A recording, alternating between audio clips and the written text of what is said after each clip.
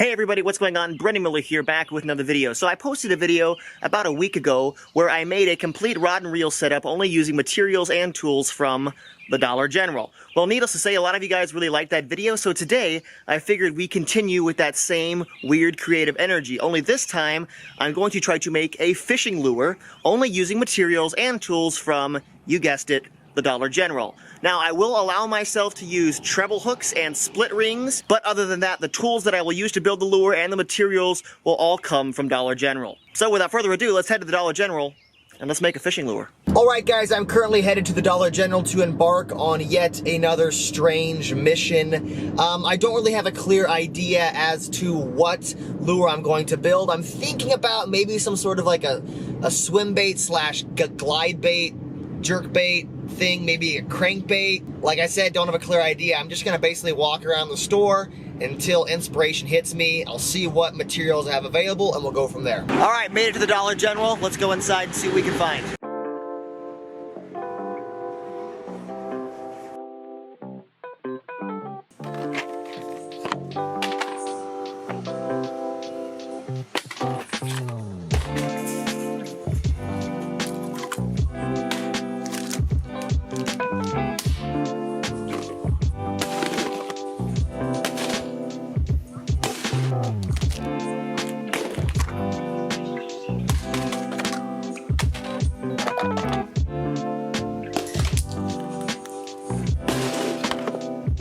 Okay, this is the quick overview of all the materials I'm going to be using for this build. Starting off over here, we have some epoxy, we have super glue, we have this silvery duct tape, we have these silver little thingy-mabobs, they look kind of like scales, those are cool. We have some safety pins, we got a Swiffer duster, paper clips, some whitish translucent spray paint, this Tupperware container right here, and then for tools I have a screwdriver with various bits, this utility knife thing, pliers, sandpaper, 2 Sharpies, paint brushes, a bead kit, and some wood burning heads. Again, all of these materials, even the tools, is all stuff you can buy at Dollar General. So without further ado, let's start building. Okay, so the first step in the build, I went ahead and took the Swiffer thing and I broke it down.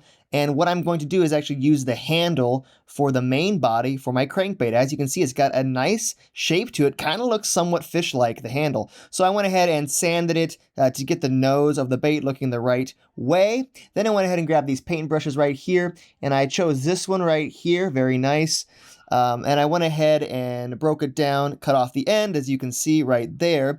And what I'm going to do with this is actually use it as the tail for the crankbait. As you can see, it fits in really nice. The next step, I went ahead and cut this handle in half. I'm going to make a jointed crankbait. So I need 2 joints, as you can see right there. And then I took the tail joint and I sanded it and sanded it and sanded it some more in order to get the proper shape. I want it to be a little bit shorter. And yeah, I want it to be a little bit thinner, not so round, as you can see right there. Got the correct shape, lots of sanding. Then I went ahead and took a safety pin and I actually broke it down to create this little piece right here. And I'm actually going to use this for the actual joint. So as you can see, I marked the tail piece right there. Then I went ahead and heated up the wire like so. And I'm actually going to use it to burn a hole into this plastic in order to fit this piece in. I didn't have a drill or anything, so I had no way of drilling holes in this plastic, so I had to burn that hole in there. Then I went ahead and filled the tail piece with epoxy in order to hold that connector in place. Next, I began working on the lip for the crankbait. I took my Tupperware container right here and I traced a lip onto it with a Sharpie, and then I went ahead and cut it out with a knife and then spent quite a bit of time sanding it till I got the desired shape. I drew inspiration from this lip from that crankbait on the table, and as you can see right there, it turned out looking pretty cool. Now, this piece by itself was actually quite flimsy, so what I did is I actually cut out 2 pieces and then layered them together with epoxy in order to create a stiffer lip. Like I said, the plastic by itself was rather flimsy. Next, I went ahead and took another piece of a safety pin, broke it down to just a little piece of wire right there, and then I went ahead and shaped it to create a little connector, as you can see right there. Then I bored a hole in this plastic using my knife, and I was actually able to set that piece in there like so, and then glued it in place. And that's what we're going to connect our hooks to. As you can see, just glued it in place. And then I went ahead and repeated the same thing on the belly of this bait as well, as you can see there. Once the lip was dried, I went ahead and sanded it some more to get the desired shape. As you can see, lots of sanding. And then I went ahead and marked out where I wanted the lip to go on the main body of the bait, as you can see there, and then I took my knife and cut it. Thankfully, the plastic on this was soft enough. It was actually pretty easy to cut with that knife, and I was able to fit the lip in there like so, and it actually looked really, really good. Glued it in place and epoxied it. Then I went ahead and attached the paintbrush to the backside, as you can see right there. Now, initially, I was going to coat this bait with a white coat of paint, but it turns out the paint that I bought was absolute trash. It did not spray very evenly. It was terrible. So I went ahead and just decided to use this silver duct tape to coat the bait with, and as you can see, I was actually able to get a really nice coat of silver duct tape on this bait, and it actually conformed to the bait really well. I had to use little strips of it, and it actually looked really, really cool. Next, I took my Sharpies, both the green one and the red one, and added some accents to the bait. Then for the eyes, I went ahead and grabbed these little avocado eraser bead things, cut them in half, and glued them to the bait, and they made really nice eyes. I grabbed some epoxy and a paintbrush, and I sealed the whole bait with epoxy in order to keep that duct tape from peeling off. So sealed the whole bait, let it dry, and put hooks on it, and it was ready to start fishing. Now, when I originally built this lure, I was a little bit concerned as to how the action would look once it is in the water. I was concerned that it would be really hard to tune, and that it would be really hard to get some swimming action out of it.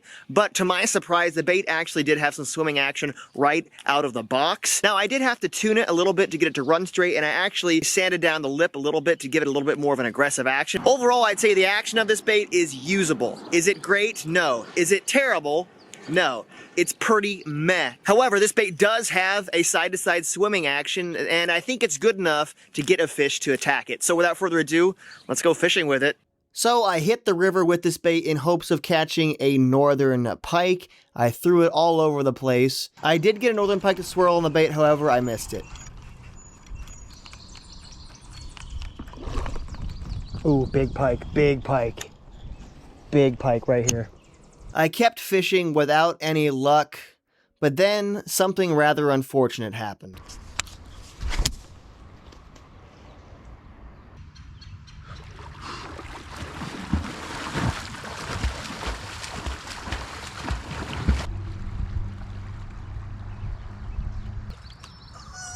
Well, got my lure back. Well, that was a bit of a hairy situation. I went to cast and my line got caught on a little bit of brush right here. Snapped my line and flung my lure across the river. Now, like I mentioned, I only have one of these things, so the only option was to take my phone out of my pocket, take off my shoes, and go get it. And that's what I did. I'm soaking wet, but I got my lure back. So this has been a fantastic day of fishing so far. Unfortunately, this happened again, and I was not able to retrieve my bait.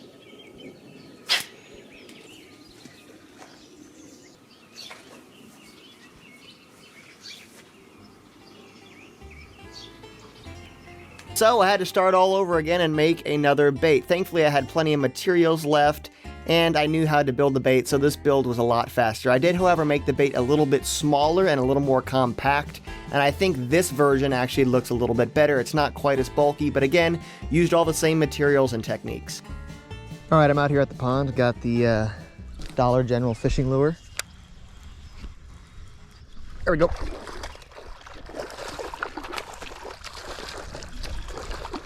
Hit it right by the bank. Little pounder right there. Absolutely munched it. Little guy. They're really aggressive, like I was saying. He hit it right by the bank. Ooh.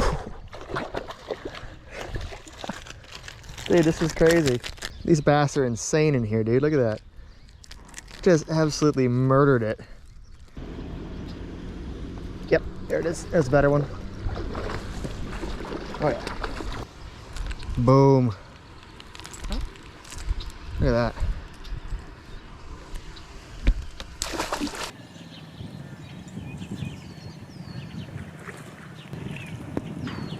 Little guy right there.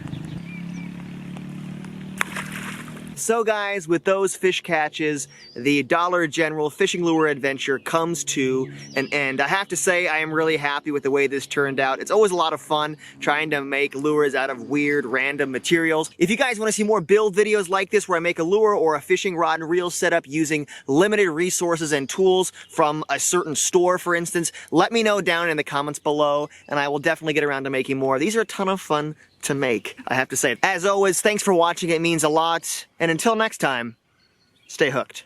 I'll see you later.